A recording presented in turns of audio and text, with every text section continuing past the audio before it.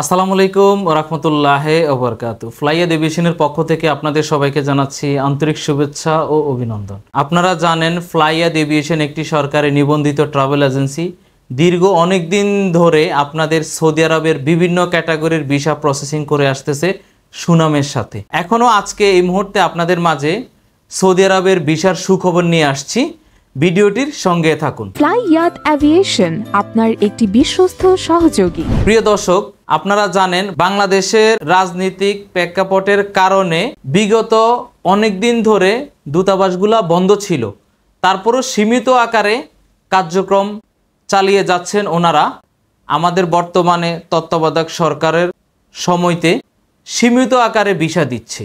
তার মধ্য থেকে আপনারা অনেকেই বলতে পারেন যে আমার মেডিকেলের মেয়াদ শেষ, আমার ভিসা হচ্ছে না কেন, আমার ভিসা দিচ্ছেন না কেন। আসলে আপনাদেরকে বুঝতে হবে, কোনো এজেন্সি ভিসা তৈরি করে না, কোনো এজেন্সিতে ভিসা স্ট্যাম্পিং করে না।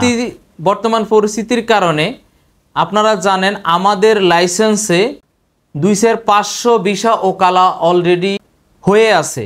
সেখান থেকে আমরা প্রায়োরিটি দিচ্ছি যাদের মেডিকেল মেয়াদ কম, 2 দিন বা 3 দিন আছে, আমরা ওই সিরিয়াল অনুযায়ী আমরা পাসপোর্টগুলো জমা দিচ্ছি এম্বাসির থেকে।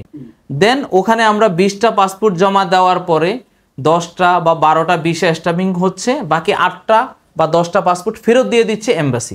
তখন যদি আপনার মেডিকেলের মেয়াদ শেষও হয়ে যায়, সেটা আমাদের কোনো কিছু করণীয় থাকে না। আপনাকে আবার নতুন করে মেডিকেল করে ফিড রিপোর্ট আমাদেরকে দিলে দেন আমরা আবার চেষ্টা করতে পারবো।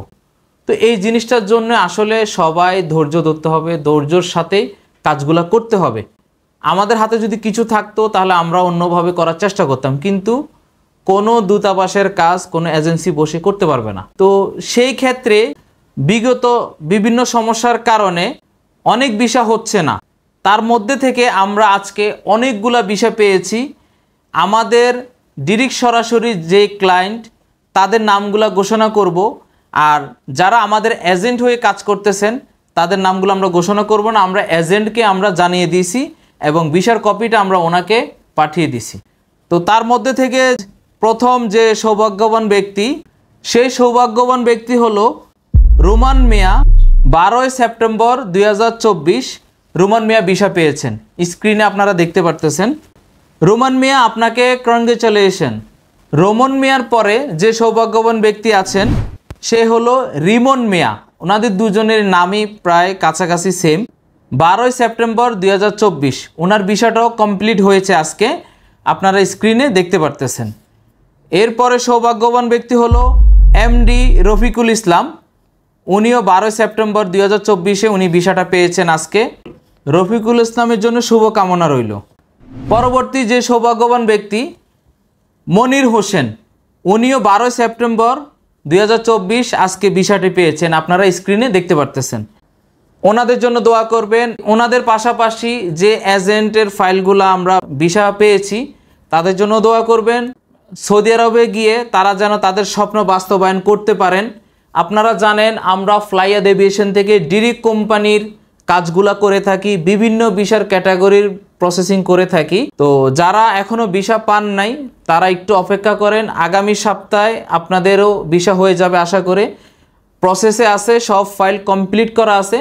এম্বাসি যদি ভিসা না দেয় আমাদের কোনো কিছু করণীয় থাকে না। আমরা পর্যাপ্ত পরিমাণ চেষ্টা করতেছি আপনাদের ভিসাগুলো মেডিকেলের মেয়াদ থাকতে থাকতে দ্রুত সময়ের মধ্যে আমরা যেন করে দিতে পারি। ভিসা হওয়ার পরে দেন মেন পাওয়ার কমপ্লিট করব, মেন পাওয়ার হয়ে গেলে আপনাদের ফ্লাইট। এই জিনিসগুলোর জন্য আমাদেরকে একটু সময় দিবেন, ধৈর্য ধরবেন একটু। যাদের ভিসা হয়নি আমরা চেষ্টা করতেছি আগামী সপ্তাহে আপনাদের যাদের মেডিকেলের মেয়াদ কমে আসছে বা কম, আগামী সপ্তাহে জমা না দিলে আপনাদের বিষয়টি হবে না। আমরা ইনশাল্লাহ আগামী সপ্তাহে আপনাদের পাসপোর্টগুলো জমা করে দেব ইনশাল্লাহ। আজকের ভিডিওটি এই পর্যন্তই। ভিডিওটি ভালো লাগলে লাইক দিতে ভুলবেন না। যারা আমাদের চ্যানেলটি সাবস্ক্রাইব করেছেন তাদেরকে অসংখ্য ধন্যবাদ। যারা সাবস্ক্রাইব করেননি এক্ষুনি সাবস্ক্রাইব করে আমাদের সঙ্গে থাকুন। সবাই ভালো থাকুন, সুস্থ থাকুন। আল্লাহ হাফেজ।